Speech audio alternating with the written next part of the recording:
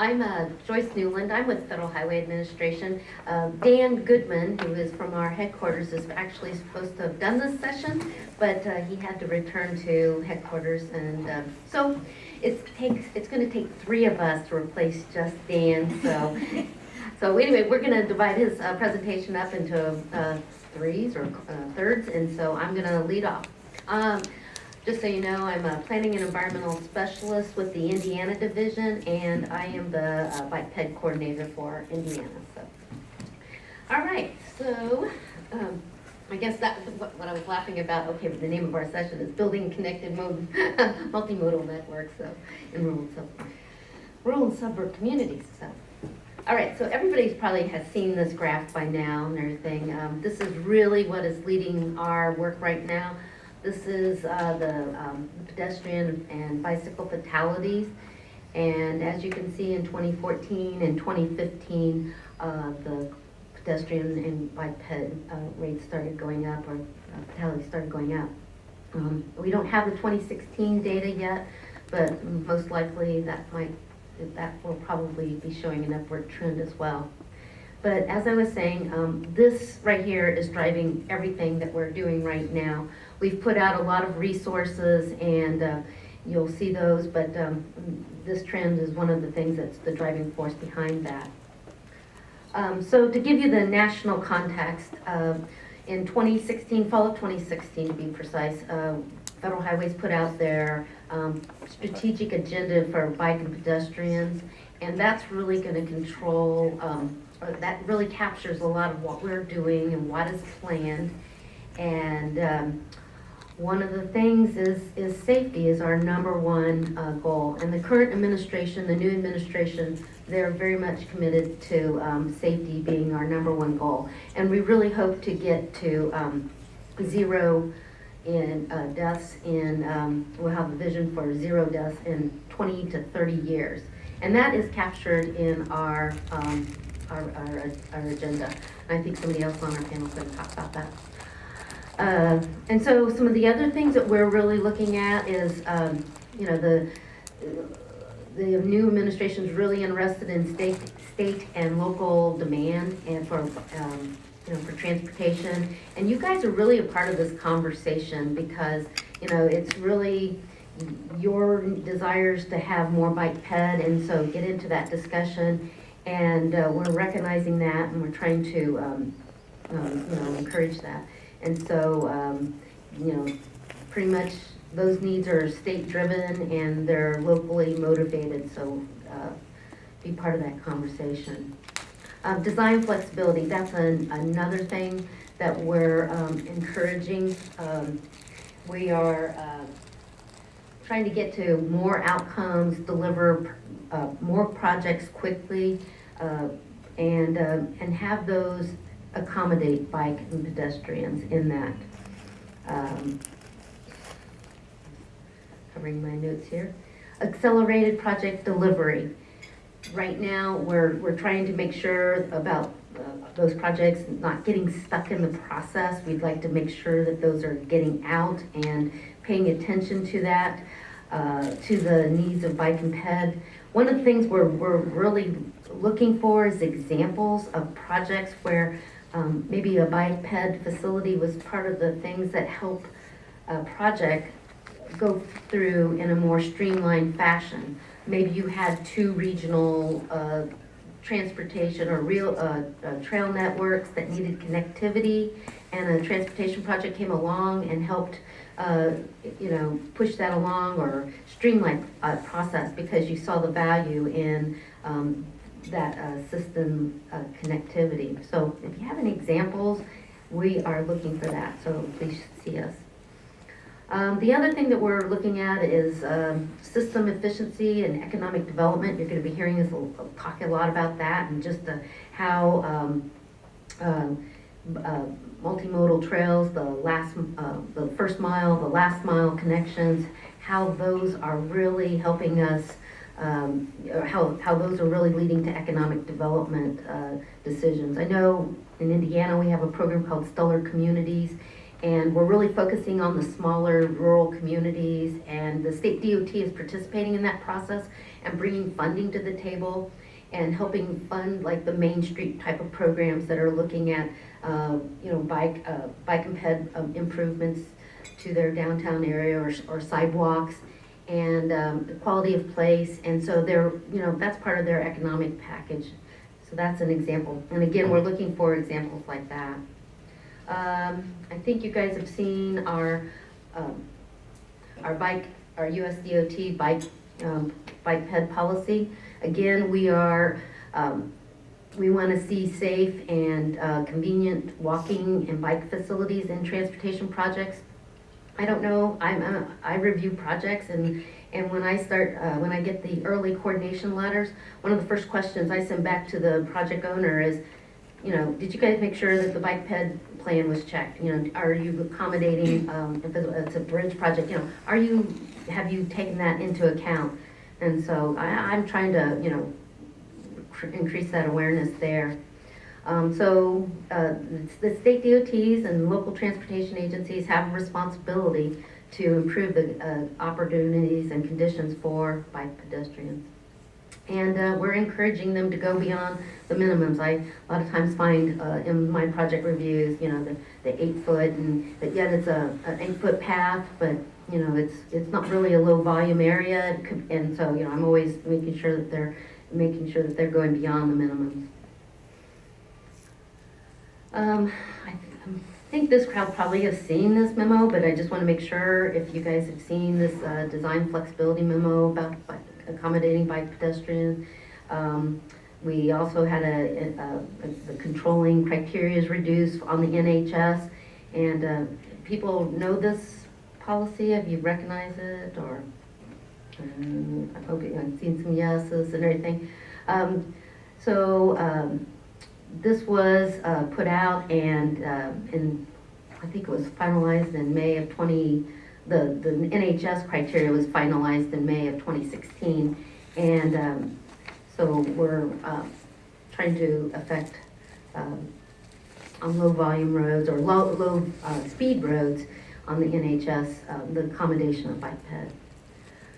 And then real quick, a lot of times people just think only transportation alternatives funds is the only type of funding available for bike ped.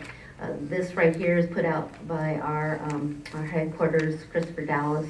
He keeps this up, and there are a lot of other federal programs or federal funding pots that are eligible to accommodate bike ped.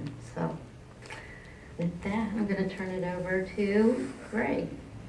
Good afternoon. I'm Greg Rawlings. I'm with the Federal Highway Administration in the Kentucky Division, and I want to share some documents that recently have been released by Federal Highways. We sent out 5, or actually Dan Goodman sent copies of 5 documents to the state bike ped coordinators and to the FHWA points of contact. All of these documents are available online, and the first 3 I want to mention are Separated Bike Lane Planning and Design Guide, a guidebook for development of pedestrian and bicycle performance measures. There hasn't been much discussion of performance measures, but this is something that is in legislation, and your MPOs and your states are working diligently to come up with performance measures, and we need to make sure that bike and pedestrian projects and goals are captured in the performance measures that they've used to actually select projects.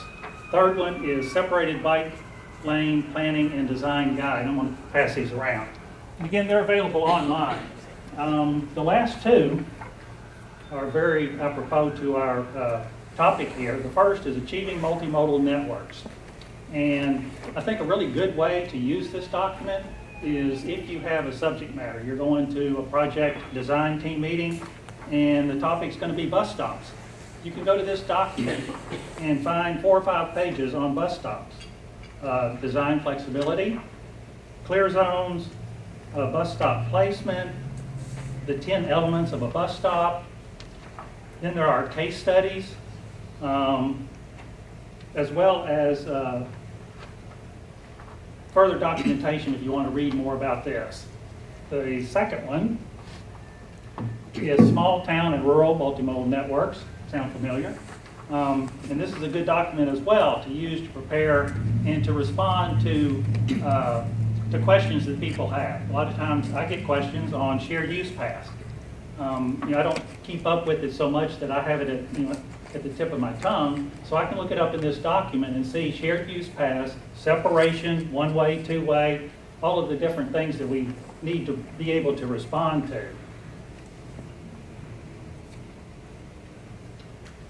Multimodal networks, here's a definition. Some of the things that we consider in our work groups. The last thing I wanted to emphasize is the importance of having a multidisciplinary group working on all of these issues. It really helps with buy-in.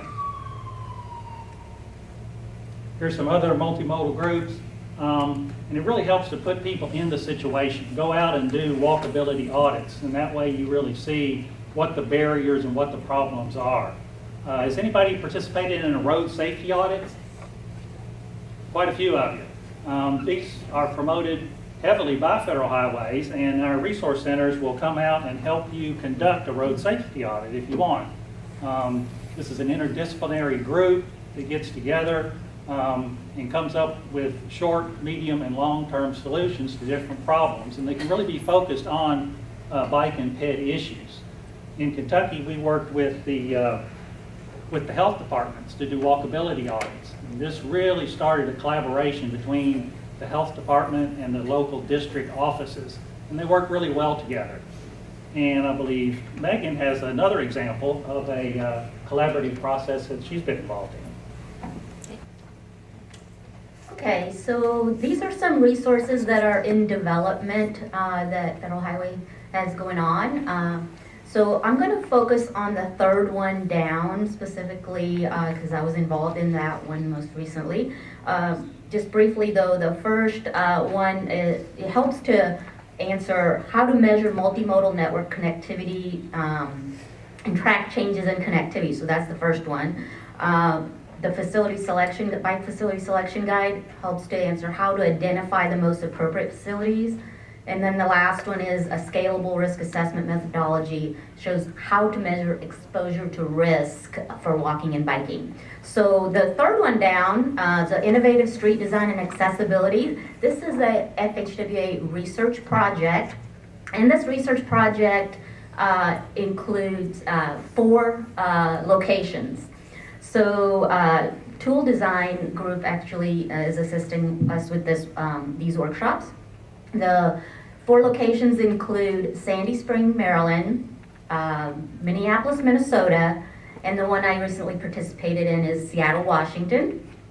And I failed to mention that I'm Megan Hall, and I'm in the Washington division in Olympia, Washington State. So this was in my backyard, so I participated in this workshop in Seattle.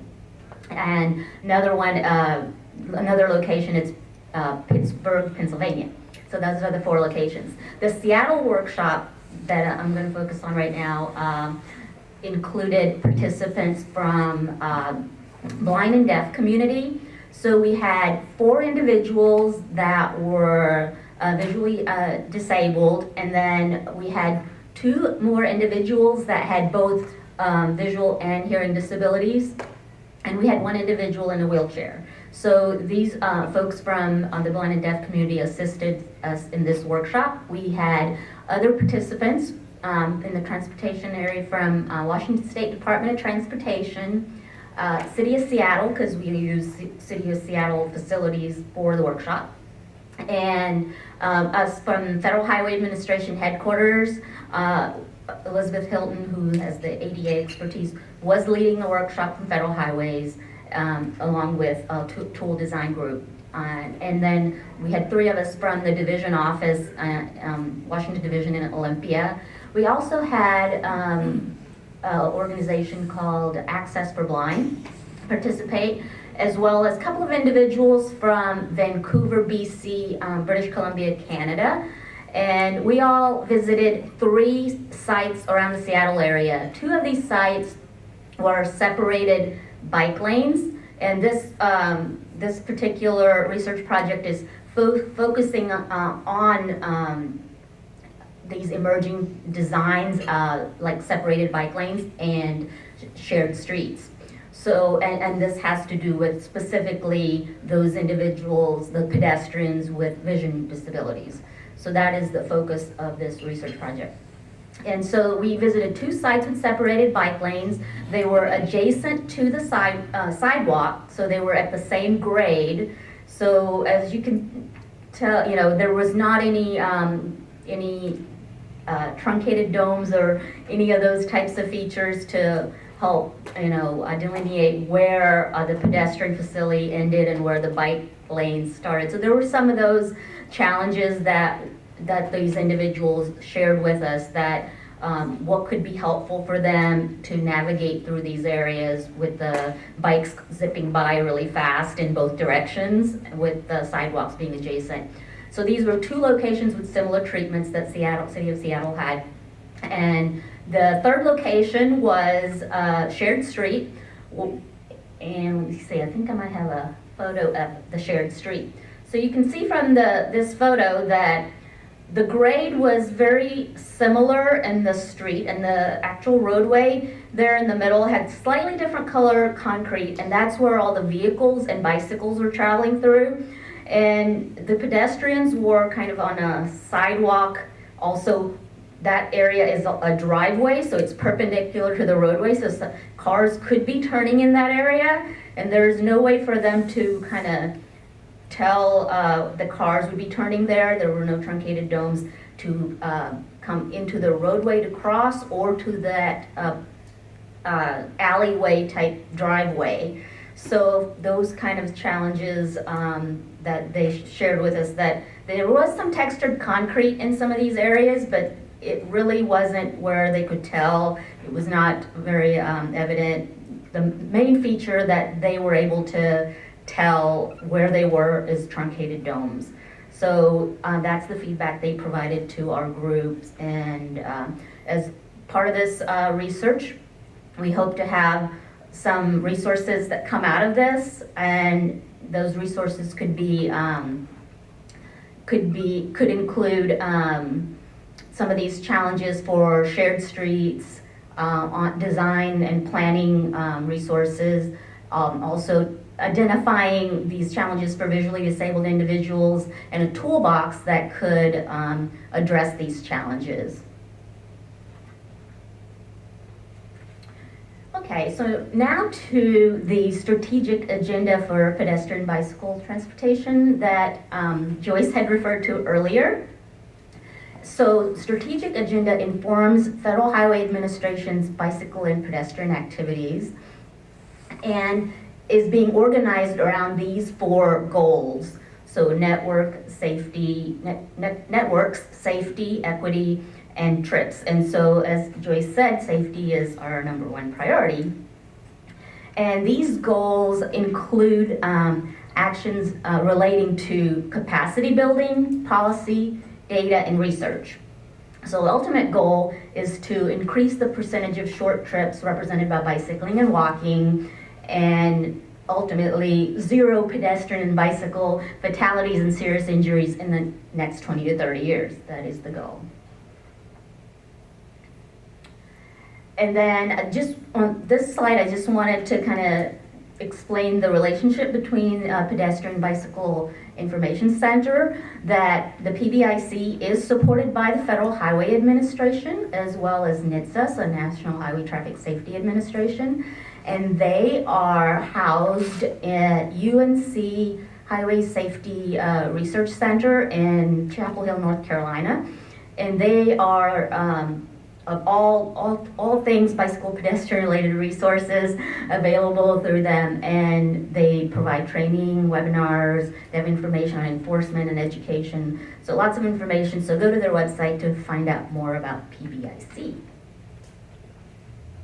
And just wanted to share the contact information for our headquarters folks like Dan Goodman, who's not here today, as well as Christopher Dowis. These are our headquarters contacts in the bicycle pedestrian area, as well as Gabe Rousseau in the Office of Safety. And I mentioned Elizabeth Hilton earlier. She led the research project I was talking about earlier, and she has ADA expertise. and Dave Kirshner, an Office of Operations, so all those MUTCD related questions go to Dave. And so these are our FHWA folks, and you heard from us divisions already. So my name is Nick Falvo. I'm a senior planner at Alta Planning and Design, and I am going to be sharing with you today sort of a high-level overview of the contents of this new FHWA published report, Small Town and Rural Multimodal Networks. Before I jump in, I just want to give a big shout out to FHWA. They have been kicking ass this last couple years, just releasing good material, one after another. That slide that we showed with like 10 different documents, those are all very recent and they're all very good. So FHWA maybe historically has been considered perhaps a barrier to walking and biking, but they are the biggest advocates that we have. So they are no longer, they are not a barrier at all. They are pushing us and pushing states further than they've ever gone before. This document was released in December 2016. It's very new. There's a print edition floating around, which is really cool. I haven't seen the print version of that yet. And I just want to share with you kind of how it came to be, where it came from, where it fits into the world of guidance, and what is in it. So you can kind of know, is this a resource you might want to use on your projects? So I want to go do a little history. Starting in 2010, this is where I sort of consider the origins of today's progressive design. This is a memo from DOT. It's their policy statement on bicycle and pedestrian accommodation, and they say some pretty bold things here. They say they want you to go beyond the minimum requirements to design facilities for bicycles and pedestrians of all ages and abilities. Now, you've heard that phrase a lot probably here at this conference and over the last couple of years, all ages and abilities. FHWA has been saying this since 2010. So right from the top, they want you to design for everyone. And after 2010, the industry responded. In 2010, ITE released ITE's Walkable Urban Thoroughfares Report. The NACTO group released the Urban Bikeway Design Guide, 2011, 2012. After that, they released the Urban Street Design Guide in 2013. Everyone is responding very quickly to this. So quickly that a lot of DOTs were like, what am I supposed to do with all these documents? And actually, FHWA had a response to that too. And they said, please use them. This was a memo in 2013. They said, we want you to use these documents. They specifically called out those last 3 documents and said, we want you to use them and use flexible design to create great things. Unfortunately, I mean, not unfortunately, but the reality here is they noted urban areas. If you look to the title of those 3 documents, ITE, Walkable Urban Thoroughfares, the Urban Bikeway Design Guide, the Urban Street Design Guide, it is all about urban places. And so as someone who works in communities large and small, you go to these communities, you whip out the NACTO Street Guide, you show them some cool thing, and they go, whoa, that does not look like my community. There's a building there that's 4 stories tall. You've got a bus-only lane. These are not things that resonate with them. And so it's been hard to use those tools in that context. And that's where this guide comes in. It's a document that tries to bring progressive, good, active transportation design into a small town and rural context. The guide itself is pretty comprehensive. It starts out talking about sort of the needs of rural communities. It's really focused on building networks, and so it's about the facilities that make up those networks. We talk a lot about sort of key opportunity areas, big challenges in rural networks, and then it's sort of a final chapter on planning, the planning process and project development. How do you get things built? Today's presentation is going to be mostly focused on just these chapters about the facilities themselves, just very high level. They're broken into 3 categories. You've got, based on their degree of separation, you've got mixed traffic. This is where bicyclists and maybe pedestrians will be sharing the road with motor vehicles. You've got visually separated facilities where everyone gets a delineated space. And then you've got physically separated facilities. And this generally, the need for separation comes with increased volumes and increased speeds. All of the facility design treatments in here have a full suite of guidance with illustrations that are taking place in more of a rural setting. It comes with guidance on application, the benefits of each treatment, describes the high-level sort of requirements when it comes to geometric design and traffic control markings and signs. And then every treatment also has a case study. So that's what you're going to kind of see today, is sort of very high level, what these treatments are and what those case studies are. Every treatment in this guide exists on the ground today. Some of the treatments are very standard, things you maybe have learned about, like shoulders and shared use paths. Other treatments are actually quite innovative. For each treatment, we also talk about context. We talk about the appropriate speeds and volumes represented in this chart here on the left, We talk about the appropriate sort of network context. Is this the local street facility? Is this the highway facility? And we talk about the land use. Is this the kind of thing you would put in the town center, or is it something you might put in the outside, sort of the outskirts of town? So we're going to jump straight in. We're going to look at mixed traffic. There are 3 facilities in the guide. There's the Yield Roadway, the Bicycle Boulevard, and the fun one, the Advisory Shoulder. So Yield Roadway, this is just more of a traditional local rural road. The reason we included this in the guide is just to say that you don't have to upgrade every single road to fully built out standards. You don't necessarily need sidewalks. What you can do is if you've got a narrow travel area, you're in a low volume, low speed context, probably a neighborhood, local street context, you can create conditions where people walking and biking are sharing that space with cars. This is an example from Manzanita, Oregon. I know it's pretty bright here, but this is their standard local street. It's an 18-foot paved area. It's got a valley gutter on one side, and this is literally 1 block off Main Street. This is their main street right here. People park on this street, people walk on this street, people drive on this street, and it works great. Bicycle boulevards are a treatment you may be familiar with in more of an urban setting, but they also work in rural areas if your network is appropriate, if it might work as maybe a parallel to another main route. It's interesting, there's really requirements of a bike boulevard have to do with volume and speed. You need to keep your volumes below 2,000 cars a day. You need to keep your speeds below 25 miles an hour. And in a rural setting, you might be in a town that only has 2,500 people. And so if there's no problem getting down below 2,500 cars, it's really about speed. So we talk a lot about speed management that might be appropriate in a rural area. But the critical elements of a bike boulevard have to do with traffic calming to keep speeds down, marking and signing to identify the route and let everyone know that this is a bike route. This is an example from Ocean City, New Jersey. They've got they're a small town, except seasonally. In the busy time of the year, they get very popular. The main drag is 1 block over. It's got bike lanes, but it's still not very comfortable. So they have this route that's parallel to it. Got a sign here, 15 miles an hour, so it's very low speed. It's designed for comfortable bicycling. The last treatment in this mixed traffic category is the advisory shoulder. Now this is probably the most innovative treatment in the guide.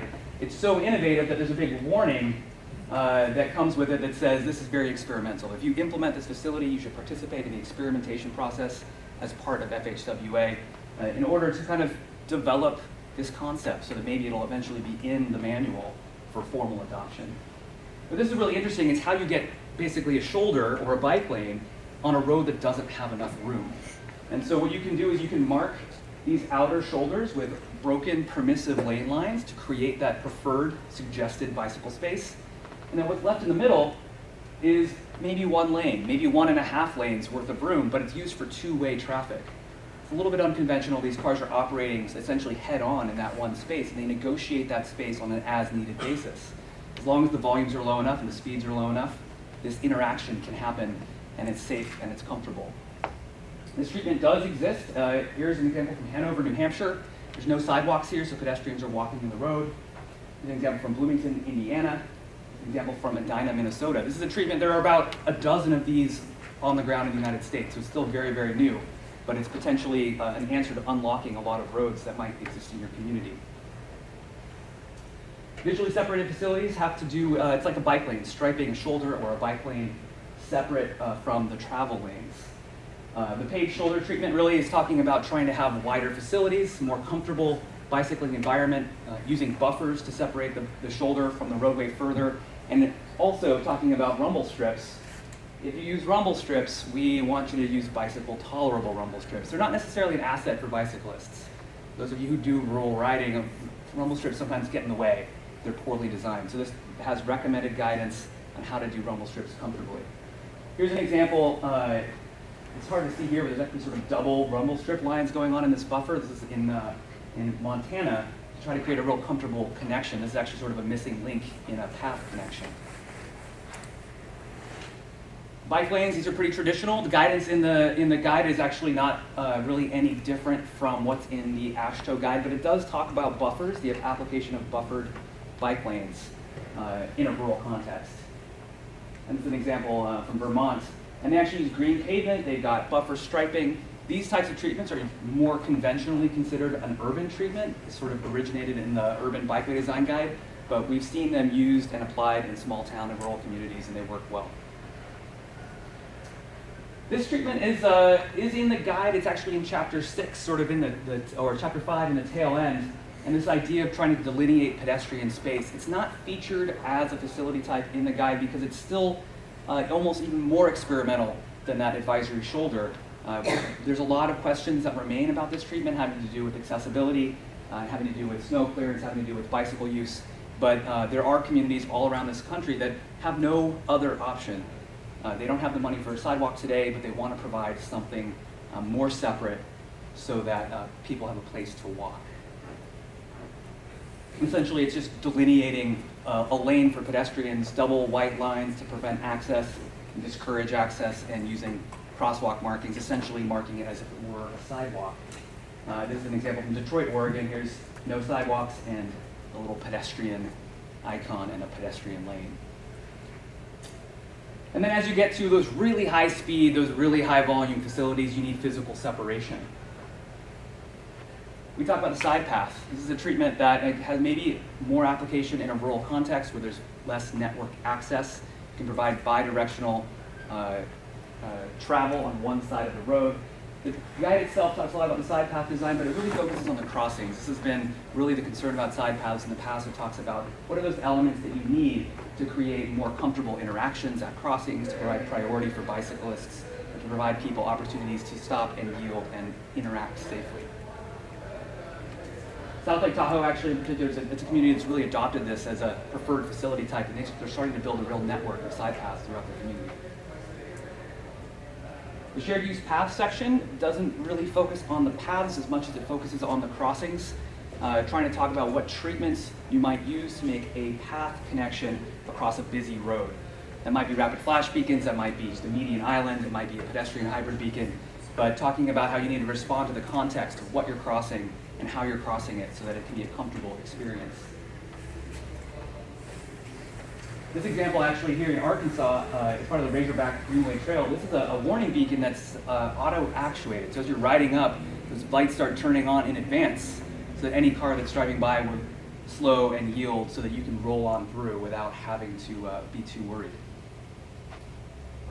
Sidewalks, not always considered a rural treatment. The guide entry really is about how do you create a sidewalk that is appropriate in this context. And it has to do with really trying to make sure that you can put a sidewalk in. You don't necessarily need formalized drainage. You can keep that unpaved separation and keep some of that sort of rural aesthetic for your community.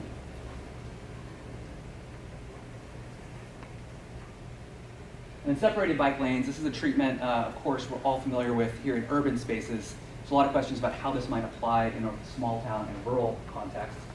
Just like in urban places, you can build a separated bike lane with lots of different barrier types. You can also do the same in a rural community, and we've got a variety of different options shown in the guide. This is an example from Jackson Hole, Wyoming. This road actually had this curb and gutter existing. The shoulder was actually where bicyclists would ride. This was all unpaved, unimproved landscape. But then they did a project, they came back in, they actually built a separated bike lane extended from the existing curb, so it actually didn't require a lot of drainage reconfiguration. You've got a furnishing zone to separate it from the sidewalk, and then a nice sidewalk. It's transformed that corridor that runs through sort of the heart of their community. The guide itself covers also other topics. It talks about bridges. Constrained bridges are often the tight point in a complete network. You might have a nice shoulder leading up to the bridge, but then at the bridge it goes away, so what do? We talk about main streets and the opportunities to do road diets and reconfigurations. We talk about traffic calming that might be appropriate in a rural community. We talk about school connections and how important it is to provide high quality facilities in the vicinity of schools.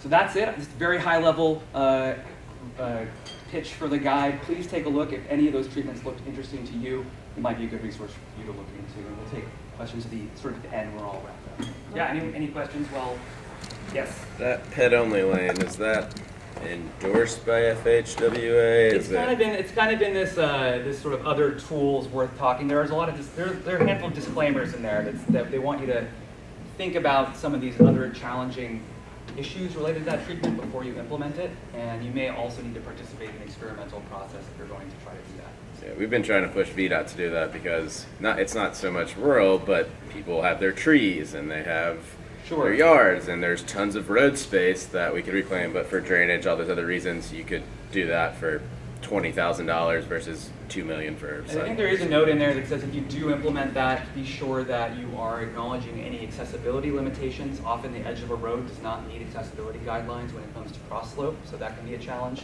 Also, to just make sure that you are going to paint a pedestrian lane, that somewhere in the ADA transition plan or your long-range plans, that you've got plans to put the sidewalk in, because if you're putting in a pedestrian lane, the indication is that you probably should actually have a sidewalk instead. All right, we'll take more after. All right, great. Well, hello everyone. My name is Aaliyah Anderson. I am the Director of Planning for the Mid-Atlantic region for Tool Design Group. We're a national consulting firm that focuses on projects related to walking and biking, both on the engineering side and also from the planning perspective. And we have been really pleased to be part of a couple of the guides that FHWA highlighted earlier. And I actually just want to reiterate Nick's shout out to FHWA for everything that they have been working on in recent years, and just was sitting there reflecting during Megan and others' presentations in the beginning that this really isn't our grandmother's FHWA anymore. We're all really lucky to be working in this area of federal highways. So one of the other, I had to give a shout out for one of the other products that didn't come up earlier. It was on the slide, but it may have been one of the ones passed around, but there's a document that FHWA published last year called Implementing Bicycle Facilities Through Routine Resurfacing. Basically, how can you implement your bike network just through your repaving schedule? How many of you find your repaving schedule to be the most effective method for implementing your bike network? Yeah, most communities do. If you have challenges with that, or if you, like some of us at the beginning of that project, think, you need a whole guidebook to explain how to do that, just do it. There's actually a lot to it. It's complicated, and I recommend that guide. But for right now, we're here to talk about this. This guidebook is called Achieving Multimodal Networks, Applying Design Flexibility and Reducing Conflicts. My goal with this is to introduce everybody to this guide and hopefully encourage you to order a copy and keep it next to your desk. This was really created similar to the Small Towns and Rural Communities Guide to be the kind of thing that you keep next to you and use as a regular and ongoing resource all the time. The document, I'm going to first start by just orienting you to the document so that you know what's in there and how to navigate the guide, and then I'm going to highlight some of the key content. So there are 3 key sections to the document. There's an introduction, which I recommend that you don't skip over. It has a lot of really great information about how to use the guide and also definitions that will help you with your use. Then there's 12 design topics focused on design flexibility and 12 design conflicts focused on reducing conflicts between all travel modes. Everything in this guide is focused on creating strategies and making it easier for people who want to implement safe and connected multimodal networks. I'm curious how many folks in the room have ever had a situation where you were working on a project that was had multimodal transportation components, a complete streets project, and you got to a point in the project where an engineer or someone at a DOT or elsewhere said, nope, we can't do that, and slowed your project down. Not every hand, but most hands in the room. This guide was basically designed to help you in those circumstances have those conversations. How many of you are engineers? That's great, a handful. For you, and also for anyone who's not an engineer, you may have had the experience before where engineers can sort of use their engineering magic wand to just shut a project down sometimes. And so it's really important for planners and advocates and others to, no offense to engineers. I adore engineers. I live with one. To be able to actually engage in a productive discussion and not have it end at that time. So there's a lot, really at the core of this document. There are 3 main design resources out there that are at the heart of most design projects: the MUTCD, the AASHTO Green Book, and the Highway Capacity Manual. There are a lot of misconceptions out there about what is and isn't allowed in those documents. And oftentimes, you may be working and have some partner on your project reference those guides and say, I can't do that because the MUTCD won't permit it. The truth is that all three of those guides and many other publications produced at the federal level, in addition to those, have design flexibility inherent to them. They not only allow it, they encourage it. And so anybody who is interested in implementing multimodal networks needs to have a very firm grasp on what design flexibility is and how we can all use it to accomplish our goals. So what do we mean by flexibility in this context? Really, flexibility is grounded in the idea that you can't create a cookbook for how to build great streets, and particularly multimodal streets. Design has to be context sensitive. We all know that at a theoretical level, but when you get down to a project, it often becomes hard. I know we do a lot of work developing design guidelines and updating street design manuals for communities, and the hardest part of that process isn't getting everybody to agree on the new minimum lane widths, that's pretty hard, but it's actually convincing our clients that they don't need to be prescriptive about every single element. Good engineering judgment is critical to successful transportation design. And so this book is about really encouraging good engineering judgment. So when we talk about flexibility in the transportation context, there are really three different types of flexibility that are cooked into those design guides. First of all, there are a range of values for things like lane widths, and speed, like design speed. There's a range of values. That in itself gives you flexibility as a designer. Some of these guides are silent on certain issues. So as an example, just because the Green Book doesn't mention separated bike lanes, it doesn't mean you can't build them. They're silent on the issue. That's flexibility. And then the third and perhaps most common is interpretation of the guidance. So if the MUTCD, for example, says should instead of shall, that introduces the opportunity for flexibility. So when we use that term throughout the document and the presentation, that is what we mean. So how do you apply design flexibility? There's really three key aspects to it. One I've already mentioned. It's about using good engineering judgment. You have to understand the principles behind the guidance. You can't just be a robot implementing a book. And you have to understand that there is logic to applying this guidance to real-world situations. The second is that you must document your decision making. So any data that you collect in making your decision, the rationale and judgment, engineering judgment that you applied in using that flexibility, you need to document it. You may need that documentation at some point along the way for the project.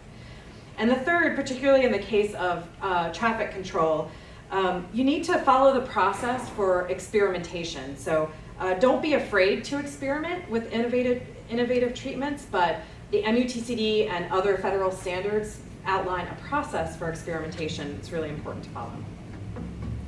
So all of the ideas in the guide are grounded in 5 key design principles that are really central. They're shown on the slide. And for each one, the guide outlines a couple of questions that you have to ask yourself as an engineer. So for example, with safety, does the design that you're considering decrease the severity and likelihood of crashes? Maybe for experimentation, are there innovative and creative solutions that should be tested to reduce conflicts in this case? The guide is broken down into 2 sections. There's applying design flexibility, that's the first half. The second half is focused on reducing conflicts. The second half is grounded in national research about facilities and designs and crash outcomes. And so it is recommending treatments and characteristics for your designs that are proven to reduce conflicts. That's an important key. And this slide just shows you some of the specific topics that are included. So as was mentioned previously, this is maybe one that you read cover to cover, but more importantly, it's one that you use as a reference. You know that it's got a section on shared use paths or signalized intersections or transitions to main streets. And when you're grappling with that in your own work, you go to that section. Similar to the Small Towns and Rural Networks guide, each design topic has a common layout. They're designed as individual 4-page tear-outs, essentially, so that you can use it collectively as a guide, or you can just take the section on separated bike lanes at intersections to your particular meeting. It also is full of case studies that really help demonstrate how other communities have had success with these topics. So I'm going to highlight a couple of the topics that are in the guide under each of the sections, and then happy to talk about the others if needed during Q&A. So the first one I want to talk about is maybe the one that on complete streets design projects we grapple with the most, which is design criteria and lane width. So design criteria are values such as design speed, lane width, or shoulder width that are established at the beginning of a project, and they really guide the design of the project throughout. They should reflect the desired purpose and intent of the street. Designers traditionally, sometimes, have a tendency to adhere to the most conservative values, leading to wider streets, larger curves, and higher operating speeds. And this can result in designs that actually increase conflicts and discourage active transportation use. So there is flexibility regarding the design criteria built into the Green Book, and it states, it's shown on the slide here, and it states the importance of understanding the full function of a transportation facility, not just a single function, and also understanding that a transportation facility has to fit into its surrounding environment. And so this line in the Green Book essentially opens the door for flexibility around design criteria and specifically lane widths. So Joyce mentioned this in her presentation, that historically there were 13 design criteria that FHWA set that they identified as having substantial influence on the operation and safety performance of a highway. They're known as the controlling criteria. And if you don't meet these criteria, you have to request a design exception. This can be a pretty cumbersome process, and because it's a tough process, some designers will just choose to avoid it. Just meet them so you don't have to do the paperwork of getting the exception. It's great news that FHWA recently updated the controlling criteria to reduce them to only 10 on high-speed roadways and 2 for lower-speed roadways. And what this was intended to do and does is it makes flexible design approaches easier to implement, reduces barriers to implementing those designs, and encourages, it basically lessens the paperwork needed to use things like more narrow lane widths. Now, we recognize completely that just because FHWA took this great step, it doesn't mean that all the state DOTs did, and so you may have additional hurdles in your community, but from the federal level, you have the go-ahead in many cases. All right, the next topic that I wanted to touch on, and I tried to pick topics that were particularly relevant or challenging in more suburban and rural contexts, although many of these apply to all different types of contexts. The next topic is intersection geometry. So you're probably familiar with the idea that to improve multimodal safety, the goal is to create smaller, more compact intersections that still function for everybody who needs to use the intersection. The design vehicle is oftentimes what drives an intersection design, ending up resulting in really wide, really large intersections. Because if you design every intersection for a Mack truck, making every turning movement without encroaching onto any other travel lanes, you inherently will end up with a huge intersection. I'm working on a school design project in Arlington, Virginia right now, where we are grappling with this exact issue, where right in front of the school, which is in a small, semi-urban neighborhood, they want us to design all the curb radii and lane widths to accommodate the largest design vehicle possible. But luckily, we're working with some engineers who are allowing us to rethink that process. So the key flexibility for this one is in the AASHTO Green Book. It says you don't necessarily have to design for the largest vehicle to make turns to and from the nearest lanes, and that statement opens up the door for a lot of flexibility. The guidebook also outlines a number of different design treatments that can help you maintain smaller intersections while still allowing for larger vehicle traffic, things like truck aprons and allowing for encroachment into the oncoming lanes or the adjacent lanes. All right, the next topic I want to touch on is traffic calming and design speed. So design speed is a really fundamental factor in roadway design. It affects the horizontal and vertical alignment of the street, the cross-section, and many other features of the design. The Green Book actually provides for flexibility here too. It allows the designer to select a design speed that takes into account many factors beyond automobile efficiently, including adjacent land use, safety, and aesthetics. We all, if you're at this conference, you're familiar with the role that speed plays in safety for all transportation system users, but the guide really goes into this and provides some great graphics that you can use in local presentations to help make the case about how as speeds increase, the field of vision for drivers significantly narrows and the risk of severe injury and fatality for pedestrians goes up significantly. Design speed in particular is a topic where there are a lot of myths that the guide aims to help you break down.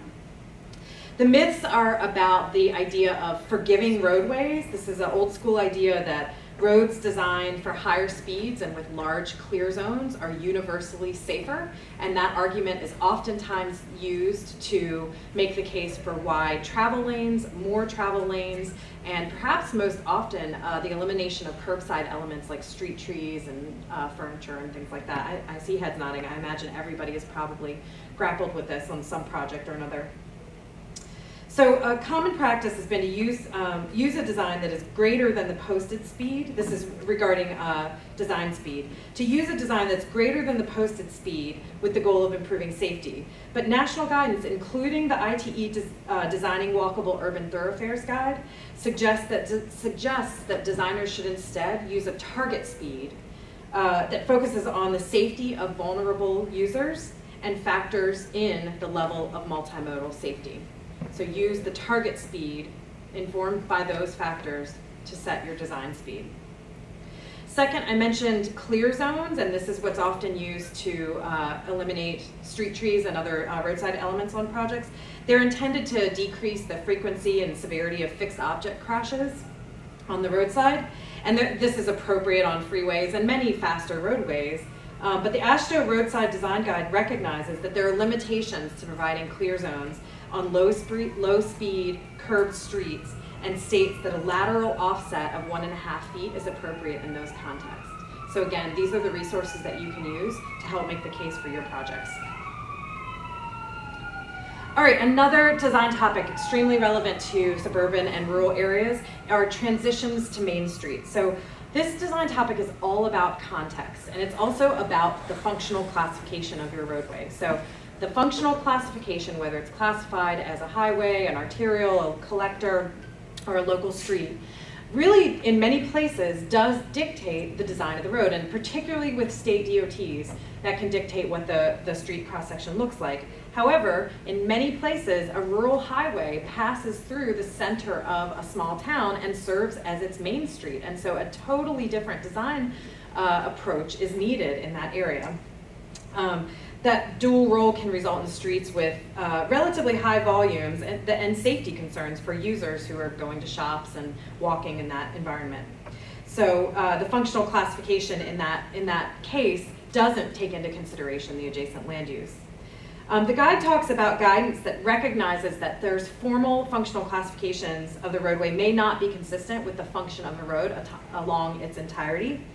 Many areas are not typically considered urban, such as small rural towns, and those may be considered, many areas that are not considered urban need a different treatment, and the AASHTO Flexibility Guide allows for that. So this guide outlines some of the different treatments that are appropriate, particularly as you're transitioning a faster rural arterial into the center of town.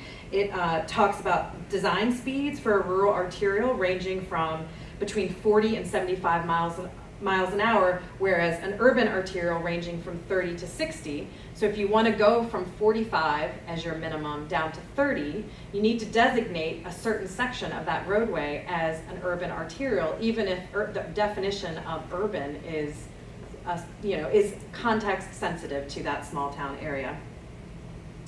Gateway treatments are also a focus of this topic in the guide. They talk about the visual and physical features that roads communicate to motorists. And oftentimes they include things like roundabouts, chicanes, or raised medians. The other thing that the guide talks about for these transition zones are the design treatments and urban design treatments mainly that should be present in the main street area itself, things like landscaping, street trees, on-street parking, and narrower travel lanes that really send that signal to drivers that you're in a more urban area. Nick talked about this some. There is a section in this guide as well about paved shoulders. I won't go into this much other than to say if you're getting any pushback about whether paved shoulders are appropriate or about what their width should be, the guide outlines the different federal guidance that you can point to that permits them and provides guidance about widths. So the second half of the guide on reducing conflicts, I just wanted to touch again on the topics that are covered. So this goes into, instead of the different design criteria, this focuses on specific design scenarios. So transit conflicts, providing multimodal access near transit stations, specific issues about conflicts related to turning vehicles, separated bike lanes at intersections, a really critical place for conflicts, and provides details and design guidance on each one. I'm going to hit on just 3 or 4 of them. I think one or two of which I can skip because Nick covered some of the same topics. One of those that we grapple with a lot, especially in all areas, in central urban areas as well, but certainly in more suburban areas, are freight interactions between travel modes and all of the different conflicts that freight interactions can create. This is also an area where there is strong documented research about the particular conflicts and safety risk that freight vehicles add to an environment with pedestrians and bicyclists.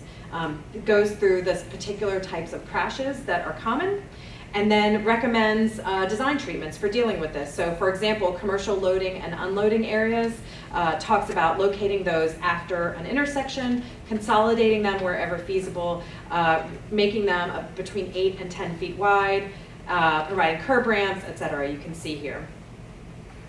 It also touches on some non-design strategies such as education, and then things like side guards, which are becoming increasingly more common in urban areas, can be used in all types of environments. Who has grappled with school access in your community and trying to encourage kids to walk and bike when actually schools are located in far-flung places and on big roads? Most people? This is exceptionally common and really challenging in suburban places in particular, because there is probably a desire for some walking and biking to school. Safe routes to school has caught everybody's attention and passions, and yet it just doesn't feel relevant and applicable to a lot of people in suburban and rural places. So the guide talks about the typical types of conflicts related to school access, and then recommends specific design strategies. Some of the things that it talks about here are relevant to retrofit conditions and also for new school design conditions. Things like separating the different travel modes. Too often we get brought into a school design project towards the end and we get a site plan that has everybody walking, biking, driving, and arriving on the school bus, arriving through the same entrance and then through the same channelized driveway. The more that you can separate those modes and provide them with safe space from one another and then mitigate conflicts where they do exist, the better. We talked some about the FHWA project that's underway now related to accessibility. I'm really excited about that guide coming out, so you'll get even more detail related to accessibility, particularly with innovative street design characteristics like separated bike lanes and shared streets with that guide. But this guide touches on it a great degree as well. We don't need to go into this too much, but it does give you references to ADA, ADAG, and other resources out there related to accessibility design. Turning vehicles are a point of the majority of traffic crashes, and the guide outlines a couple of the most common crash types for pedestrians and bicycles in particular, right hook and left hook crashes, and then outlines design guidance for addressing some of those, things like creating new signalized intersections, enhanced crossing treatments, installing separated bike lanes, and others. It also, again, doesn't just focus on engineering. It provides some education and other strategies as well. Nick's presentation covered shared use paths, and I think I know the content, the technical content is all consistent, so just know that there's another resource here on that same topic, not only about the path design themselves, but also about mid-block path intersections, what types of conflicts and crashes are common, and recommended design treatments, that are certainly relevant to suburban and rural locations. I appreciate you all coming to this session. I look forward to the conversation, and more than anything, really encourage you to download a copy of this, ask FHWA to send you one, this and all of their guidebooks, and please get in touch if there's anything we can do to help you with it.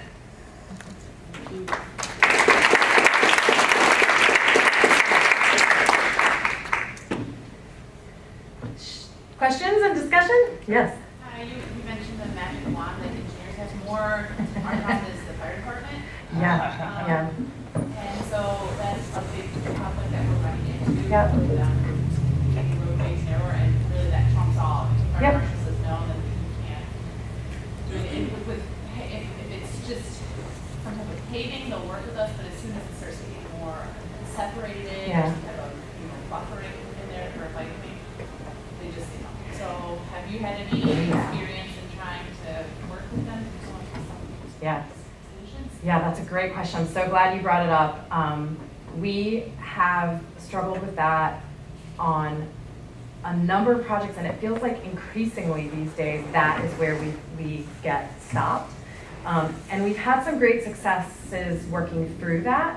A couple of the strategies that we have found to be successful are to ask to see the guidance that they are using to block the project. Now that's not going to be your magic wand to make the problem go away, because if the fire chief says that's not safe for human life-saving, just because they don't have that documented, it's not necessarily going to go away as a problem. But I would start there, because we found in one instance, we were working in Prince George's County, Maryland on a design guide, and they were telling us that the fire code required a minimum of 30 feet of clear width in all places. And one of our street types that we were designing was had one travel lane in each direction and a center median, which did not allow for that clear width. When we actually pulled out the county fire code, it wasn't 30 feet, it was less than that, and it was something that we could accommodate with our design. And so I would start with that. The second thing is I would reach out to peer cities or others that have grappled with this and had some success. Prince George's County, their public works director is not in this session, but he's here, and I can introduce you. Portland, Oregon, although that won't be relevant to every jurisdiction. I know I've worked in some places Portland or California, I don't care what they do, but they have done an incredible job reducing their lane width requirements related to fire code. And then the last thing that I would recommend is get into the weeds with the fire chief about what they actually need. Because when you start to figure out that it's the outriggers, the length of the ladder, like find out what their trucks are like and what the radius of access that they actually need are, you may be able to introduce some nuance to the conversation. As in, yes, maybe you need those clear zones, those wider streets in places with your tallest buildings where your biggest ladder trucks are operating, but in other places you may not need that, or you can write into the code that there's a break in on-street parking every 50 feet or 100 feet that allows for them to get their outriggers down and still their ladder can reach everywhere on the block. So don't let them shut it down. You've got to dive in to the extent that you can. I was just wondering, I do really like the rural and small town guidebook considering in a rural state, but how does it work with visually impaired people with those advisory lanes or those, you already kind of touched on the pedestrian lane, but the advisory lanes as well.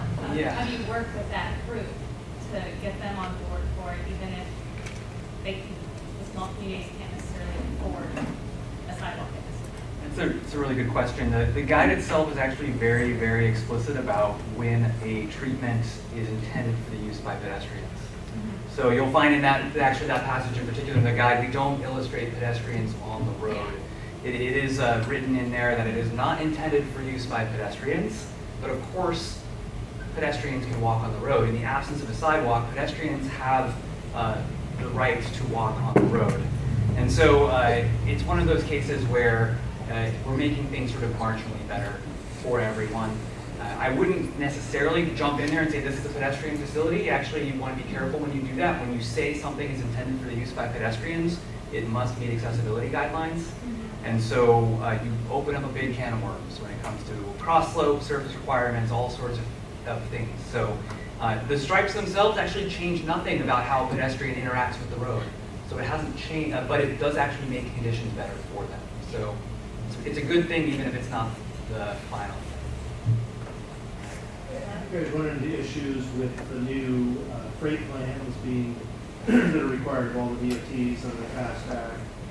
I know we're one of the first states to get ours approved. And we're finding that is being used, has been already a couple times to try to kill complete streets initiatives on arterials and things because of the fact that it's a requirement of designating of a freight network, both urban and statewide.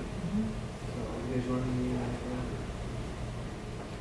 that? I personally haven't specific to those statewide freight plans, but we often do end up, butting heads, for lack of a better term, with the freight community about complete street designs. And I would, to the extent that it's helpful related to the state plans, just focus on the fact that freight can work very well in complete streets context. And so both guides are chock full of case studies that you could bring, and perhaps with a quick phone call to a few of those places, get the couple sound bites that you might need about how freight is still alive and well on those streets. So I think the more that we flip the script and stop thinking about these things as incompatible, the better, but that's not very specific to the state plans. I would just say that I think that achieving multimodal networks probably has a lot of resources. The focus on design flexibility still applies, even when it's classified as part of the freight network. And that the same flexibility that exists on all streets, maybe the balance is shifted a little bit more towards the needs of freight, but the flexibility is still there.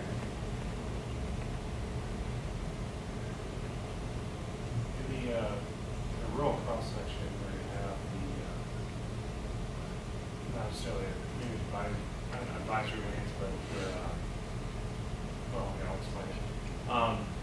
There's a suburban village in my area that had a 4-lane road. They reduced it to just 2 lanes. But the outside lanes they marked as bike and pedestrian. They say bikes go with traffic, pedestrians walk against it. And it's that walking against it that I was wondering if there's any guidance for it, or if that's encouraged, not encouraged when you're sharing the road. So I think the vehicle code actually gets into this, and maybe it changes sort of state to state as they have their own sort of interpretation. But in general, when a shoulder is present, pedestrians should be can walk in either direction. When the shoulder is absent and they're in the roadway, in the travel area, that they should be walking facing traffic. And this is really born out of just sort of a safety perspective of having people see what's oncoming and not having something unexpected approach from behind. So these are conventions. However, I think it says something about where practicable or where practical pedestrians should do this. In some contexts, it's unrealistic for pedestrians to cross the street just in order to walk in a specific direction. It actually puts them at more harm than just walking. So it is a challenge. So we don't get into too much detail about those individual details, and that is sort of state to state and local practice.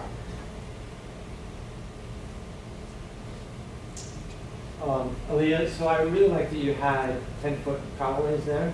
I know Mack promotes 10-foot travel lanes in Massachusetts, where I live more the state, which has the most progressive guidelines in the country.